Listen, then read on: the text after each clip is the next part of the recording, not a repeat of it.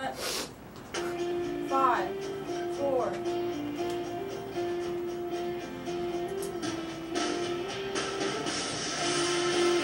Hello, and welcome to Marvelous Munchies. I'm your host, Alyssa Kiefer. Today, we're going to be focusing on America's favorite treat, the cupcake. Cupcakes are a delicious and sweet treat that are great for parties, family get-togethers, and many other events. They can be decorated in many ways and come in all sorts of different flavors. Today, we're going to be doing my personal favorite, the rainbow tie-dyed cupcake. Rainbow tie-dyed cupcakes give the devourer a great surprise when they take a bite. Now let's get started. First, take your cake mix and prepare it as the box specifies. I would suggest a white or vanilla cake mix because the color shows up much better in a white or vanilla cake mix than it would in a chocolate or a red velvet, as you can imagine. I already have some of the batter prepared. Now, next, we will be taking the batter and dyeing it with food coloring. You can have red, blue, and yellow and create your other two colors from these three. Now, as you can imagine, it's very easy to dye the primary colors. You can use gel food coloring or liquid food coloring. I'm using a gel food coloring. If you were to be using a liquid food coloring, you would put about 10 to 15 drops.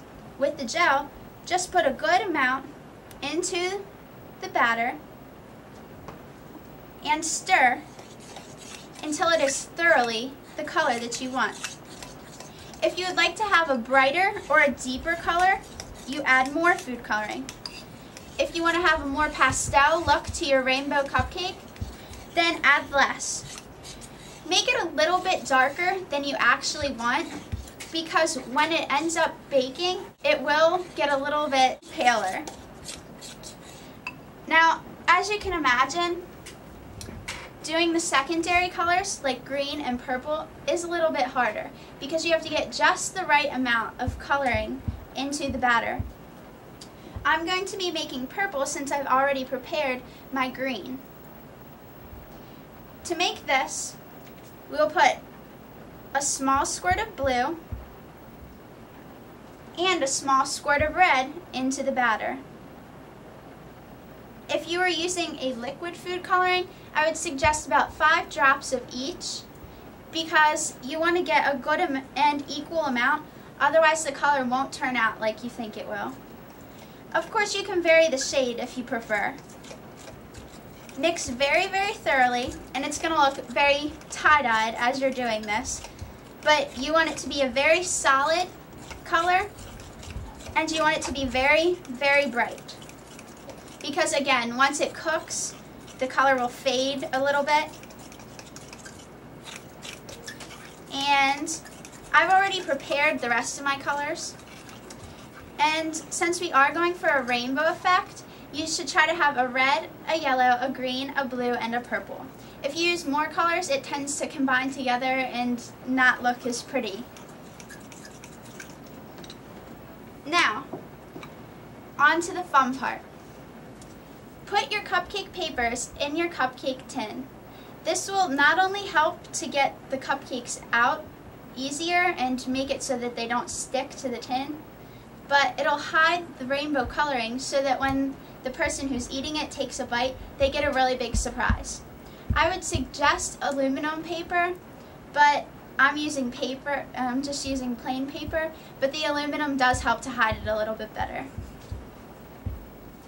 To begin, take your base color, which should be purple. You can do it however you want, but I would suggest purple to get the true rainbow effect. And scoop up the batter and put it about 1/4 of an inch deep into the paper. If you do it a little bit deeper, that's fine, but you have to make your other colors thinner. Because if you fill it too thick, remember that cupcakes do rise and it will overflow over the top, and you don't want an overflowed cupcake because it'll combine with all the others. Next, we're going to put our blue. Did you know that cupcakes got their name because originally all of the ingredients that were in them were measured in cups? They had 1 cup of butter, 2 cups of sugar, 3 cups of flour, 4 eggs, and 1 cup of milk. Don't you wish it was still that simple? In America, they became popular in the 19th century because it was much easier and helped with the time to make cupcakes instead of making an entire cake. And they cooked a whole lot faster. Now, we're going to put our yellow on. And finally, the red. And now you bake as the box specifies. When they come out, they should look like this. When you peel away the wrapper, it will have an amazing tie-dye effect. And then you open it and take a bite and look at that. Doesn't it look just like tie-dye? That's all for today, folks. Have a great day, and I look forward to seeing you next time.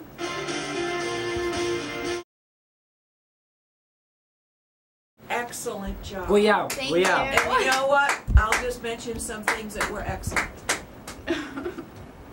The way you had it arranged, okay, you had all the information written in your head, and you said, and you brought up some really neat facts, you know, about the cup and things like that. And you had it timed just about perfectly. I could have went a little bit over, but... And you didn't do any ums. There wasn't any silent time. You had it all. It just went. It flowed because you were prepared.